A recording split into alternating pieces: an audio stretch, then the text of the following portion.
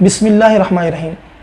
نوحہ اور ماتم کے حوالے سے ہم اکثر سنتے رہتے ہیں کہ نوحہ پڑھنا یا پھر ماتم کرنا یہ شرعاً جائز نہیں ہے، سخت حرام ہے۔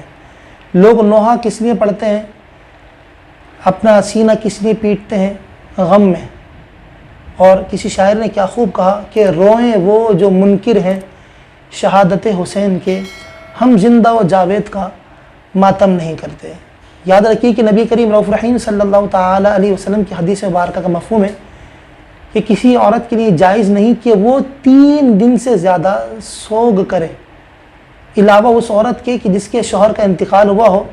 وہ اپنے شوہر کے غم میں 4 مہینے 10 دن عدت کرتی ہے اور وہ اس کے لیے سوگ کے دن ہی ہوتے ہیں۔ اس کے علاوہ کسی مرد کے لیے، کسی عورت کے لیے جائز نہیں ہے کہ وہ کسی کے سوگ میں، کسی کے غم میں 3 دن سے زیادہ جو ہے اس کا غم کرے یا سوگ منائے۔ اور یہ نوحہ وغیرہ، یہ ماتم کی تمام چیزیں سوگ کی وجہ سے، سوگ منانے کے لیے کی جاتی ہیں۔ اور یہ بھی یاد رکھیں کہ نوحہ پڑھنا جس طرح جائز نہیں، اس طرح نوحہ سننا بھی جائز نہیں۔ یہ مشاہدے میں آئی یہ بات کہ ہمارے سنی مسلمان اکثر دیکھا گیا ہے کہ وہ راوزیوں کی نقل کرتے ہوئے نوحہ سنتے بھی ہیں، اپنی گاڑیوں کے اندر، اپنے رکشوں کے اندر جو ہے نوحے چلاتے ہیں، اپنے گھروں میں چلاتے ہیں۔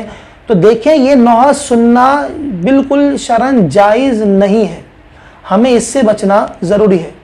اسی طرح کالے کپڑے پہننا اگرچہ جائز ہے، لیکن ان 10 دنوں کے حوالے سے اعلیٰ حضرت امام محمد رضا خان فاضل بریلوی رحمۃ اللہ تعالی علیہ فتاوی رضویہ کی 24ویں جلد میں ارشاد فرماتے ہیں کہ عشرہ محرم میں 3 رنگ کے کپڑوں سے بچے، کالے کلر کے کپڑوں سے، لال کلر کے کپڑوں سے اور ہرے کلر کے کپڑوں سے بچنا چاہیے۔ اور اس کی وجہ ایک یہ بھی ہے کہ راوزیوں سے یہ سیدھی سیدھی مشابہت ہے کہ وہ سوگ میں کالے کپڑے پہنتے ہیں۔ اس کے علاوہ اگر ہم کالے کپڑے پہنتے ہیں جائز ہے، لیکن اس محرم کے ان دنوں میں بالخصوص کالے کپڑے ہمیں نہیں پہننے چاہیے۔ اسی طرح بعض لوگ اپنے بچوں کو جو امام حسین کا فقیر بناتے ہیں، ہرے کپڑے اس کو پہنا دیتے ہیں، تو دیکھیں یہ عمل بھی شرعاً جائز نہیں ہے، اس سے ہمیں بچنا چاہیے۔ لہٰذا ہمیں چاہیے کہ ہم ان تمام کاموں سے بچیں، نوحہ سننا، نوحہ پڑھنا یا پھر نوحہ چلانا یا پھر ماتم وغیرہ، یہ تمام چیزیں بچیں۔ اللہ تبارک و تعالی ہمیں ان تمام ناجائز اور حرام و ممنوع کاموں سے بچنے کی توفیق عطا فرمائے۔ وما علیہ الا البلاغ المبین۔